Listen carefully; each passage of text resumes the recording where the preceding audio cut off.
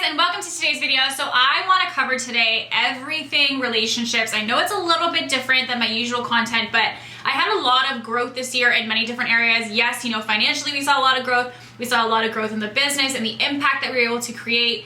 But I also saw a lot of growth and changes happen in my personal life as well. And one of the biggest pieces in that being my relationship. So I wanted to talk to you a little bit today about all the different things that I've kind of learned and the takeaways that I've seen in this year in being in my relationship with Phil. We've been dating for, almost about 4 years now. And so for us, we've only been an entrepreneur for about the last year. So I'm gonna take you through all my top takeaways in being in a relationship and actually what it's like to date an entrepreneur.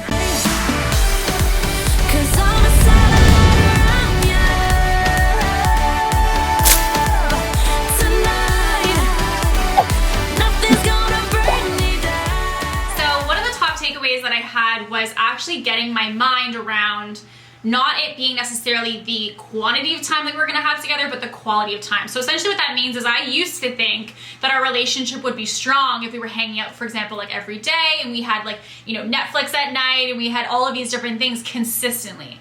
And so for me, it was a matter of wrapping my mind around the fact that we were not going to be able to spend our time together ongoingly every single day, but instead it was going to be how do we spend the most quality of time together. So maybe the frequency would be less, but we would have better quality time when we did spend together. So one big piece for us when we were like, okay, we need to make us a priority in this growth was to actually set aside date night once a week. So essentially what this means is this is not able to be, canceled. We don't push it to the next week. Every single week, we usually do date night on Saturday. And if we can't do it on a Saturday, and we rebook it for another day the same weekend. So it's really important to us to really make sure that's something that's in your schedule, just like an appointment, just like maybe a team meeting, a sales call, whatever is really important to you. Make your relationship number one. And even if you're not in necessarily a romantic relationship, you can do this also for other important people in your life. So making sure that you're considering it's quality, not quantity. So the other really important piece that I recognize as a result of this year is having someone who understands the vision. So for me in previous relationships, I know that I kind of had an idea of where I wanted to go, not even necessarily in being an entrepreneur. I just knew where I wanted my life to be. I knew I had kind of a vision of what I saw it becoming. And I felt like the other person was just not on the same path as me. They weren't on the same kind of vision. They didn't understand what it is that we were picturing. We weren't on the same page. And so I think in being an entrepreneur, it's actually more tough to get on the same vision because you realize all of the work and sacrifice as a couple that's going to come in order to be able to achieve that. So like for us, we talked about in doing this, like why were we doing it? Why do you want to be an entrepreneur? Why is it different than maybe a 9-to-5 job? How will your life as a couple be different? What are you going to sacrifice? What are you going to give up? But also, what are you going to gain with all that sacrifice? So I think it's super important because in your day-to-day life or every single week, things are going to come up that's going to test you as an entrepreneur. They're going to test you as, the partner in your relationship. And you as the entrepreneur have to be able to communicate the vision and have someone else receive it in a way that's like, okay, like we know what we're doing here, stick to the vision. Because every single time that something negative happens, you're gonna go back to that as kind of your guide, your roadmap to say, okay, yes, this is happening, but let's stick to the vision. Because everything that you do each week, each day as a couple has to be in sequence to getting you there. So another comment that I hear people make all the time is kind of, like, when do I get to shut it off? When do I get to actually put my phone away? When do you get to just kind of like disconnect? At what point in your business, which is something that I've heard a lot of people hear from their partners, from their family, from their friends, when will you get to a point where you can step back, where you can spend less time, when you can be, more disconnected from your business? My personal opinion on this is I don't ever want to go in with someone telling me that I need to step away from my business and that I need to kind of park it. Because realistically, as you get bigger, your problems in your business will become bigger. Yes, obviously, as you have more financial freedom, you're going to have more freedom in your life, ideally. But also, as you grow, your responsibilities become bigger and you have more impact, more people who are waiting on you, more people who are relying on you in order to either do their job or for support, different areas of your business. So biggest thing here is making sure that you understand the problems as you get bigger are going to get bigger. And if you are on your phone all the time, have someone around you who understands that that is part of your vision. It's part of getting you to where you want to go. And disconnecting as an entrepreneur, if you are the center of the whole universe that you are creating, you don't really get to disconnect. Yes, can I turn my phone off for, a couple hours? Of course. But you are always in some way kind of on, because as an entrepreneur, I truly do think that we're kind of like wired to constantly be thinking about, okay, I could do this for content, or my team needs this, or my client needs this, and your mind is constantly turning. So in my opinion, you're never really truly off. You can just essentially have little breaks where you really get to kind of unwind. But if you're dating an entrepreneur, you kind of have to know what you're signing up for. The other thing that was a huge eye-opener for us as well as a couple was managing money. So this can be tricky depending on, again, the situation, the dynamic of your relationship. So I have a lot of friends who maybe aren't dating other people who are necessarily in the space, and they see, you making a lot of money and very quickly, and it can kind of be this weird dynamic, and you're thinking like, it's also like a power imbalance.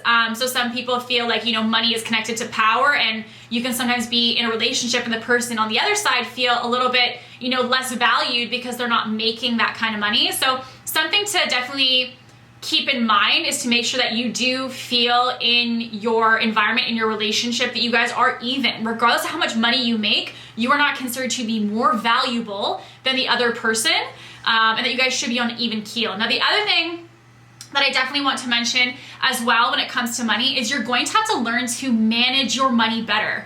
So as a couple, if you have combined finances, so like, for us, we do a lot of our stuff together because we very much are a team. It's not a my money versus your money. It is a our money situation.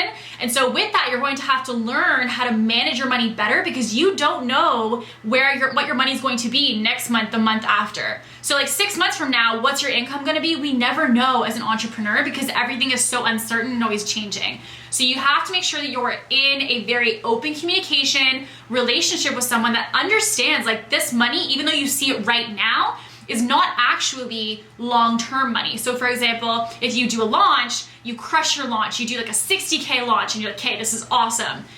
That 60K is a launch for a program that may be 4 months. So you haven't actually just made 60K that you're just like, laying in cash now. It's a matter of taking that 60K and making it last, and understanding all of the, expenses you have, all the taxes that come with that, and all of that. So making sure, bring your partner into the process and bring them into the money that you get, yes, because they just see that initial number, but also kind of how that works in the bigger picture. So another really big takeaway for us was understanding that even though the work that you're doing is harder maybe than your 9 to 5, it is more fulfilling. So something we hear a lot even from some people in our support system is like, why would you quit your 9 to 5, which was so easy, clock in, clock out, it was, good money, to do this and to never disconnect and to constantly be on and to, be up late nights and early mornings, and why would you do that? And so for us, it was really important that both of us were on the same page to understand, yes, we work harder, yes, we're more busy, yes, it's more stressful, but we love what we do. And we love the ability that this gives us to be able to work in pajamas if we want to be able to travel if we want to have unlimited financial possibilities.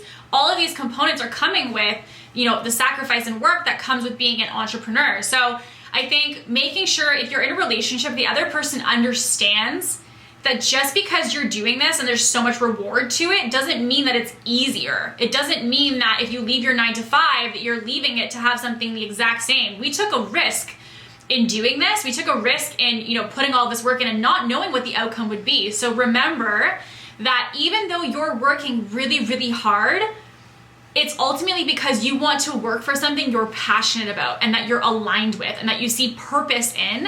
Because even though for me, I have moments where I think, oh my gosh, you know what, this is so hard. I'm so tired. I'm so exhausted. I just wish that maybe I should have just stayed at my 9 to 5. I have those moments.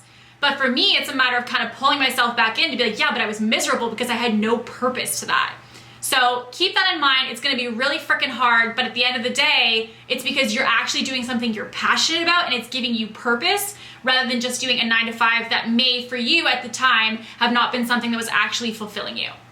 So lastly, another thing that we definitely realized was we really have to be flexible with our schedule. So I believe, and I teach a lot of my clients to kind of time block their day, but I do truly believe that in business, you do need to be flexible. Things are going to come up. People are going to need your support at odd hours that may not be your business hours. And as the entrepreneur and the person who's kind of leading your team and leading your business, you have to kind of make those adjustments and be flexible. So the biggest piece in this though is that even I might want to be flexible and I'm like, yeah, sure, let's do it. You have to make sure that you're with someone else who understands. So a lot of the time, if maybe a staff member of mine needs something from me and it's after hours, if I had someone around me who said, put your phone away, don't answer them, it's a completely different mindset shift and a different perspective on what it is I'm trying to do versus to say, hey, I need to step out for a second. So-and-so is messaging me about XYZ. So communicate to your partner and make sure that they understand that this is not a 9 to 5. And with that, there's going to be situations, yes, I believe that you should have disconnect time. I believe that you can schedule your time and try to have a structure as clear as possible. But at the end of the day, there's going to be times where you're going to have to go off that schedule, and your partner ideally needs to be someone who's there to support you, not actually act as some kind of barrier between you and your work. All of these have been massive takeaways for us in our relationship, but I just want to make sure that you know, if you are in a relationship where you're not dating another entrepreneur, that's okay. Literally, all that you need to do is make sure that your values are the same, that you have communication that is clear, and really challenge yourself about this as an entrepreneur. Because a lot of the time we're so in our head, we're so in our business that we forget to communicate how we feel, what we need to our partner. So make sure your values are the same, make sure you communicate, and just stay on the same page and map out your vision, because that is truly going to be the roadmap for everything that you do as a couple. Thank you guys so much for watching. If you want to find out more lifestyle tips that I post, head to my Instagram where I talk about everything in personal life as well as business, and I will see you on the next video.